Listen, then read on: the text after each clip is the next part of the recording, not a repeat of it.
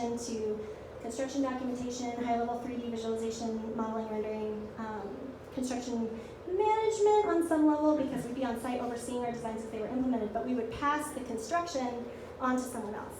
So we spent 5 years developing a really heavy-hitting value-based business, which I'll talk about later, and really having these core values that were super essential to our process with our customer and that people began to love and know us for. And then we would make these great relationships with clients. We'd be the first point of contact. We'd carry them all the way through the conceptual development phases, and then we'd like pass them off to someone else and watch it burn in flames. It's just like, right? Yes, applause. Yes, snap. So this is where phase number 2, and I'm sorry if I spend this entire time talking about question number 1 again, but this is really important, and it's where we are right now. It's like a very relevant thing immediately happening. I think everybody in this room will agree that the construction industry right now is fucked. It is toxic. No, I'm serious. I know that sounds like a joke, but I'm not kidding.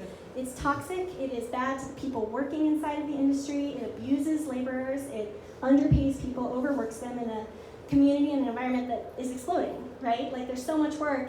You have people who have the ability to be a general contractor kind of running the show, kind of taking that for granted, abusing their people, making all this money, taking fancy vacations and not paying their employees. Like, these are things we've seen over and over again. The lack of accountability, the level of quality, the lack of actual skilled trade, and it's just all fading, right? So over the first 5 years when we hand the jobs off, we made really powerful relationships with partnering GCs that carried us the first 5 years, and I would be remiss if I said that they weren't part of why we are where we are. We absolutely appreciate their collaboration, but as they became more dependent on our ability to relate to the customer, because that was a core value for us, relatability, approachability, honesty, transparency, they would kind of rely on us for that and just step out of the process. And we found ourselves managing construction when we shouldn't have been, from a liability perspective and from a cost perspective. We were just straight losing money. We're really managing these job sites and we're not charging for it because we're not contractors and they're not our employees. So there's only so much we can do to control the quality on site, right?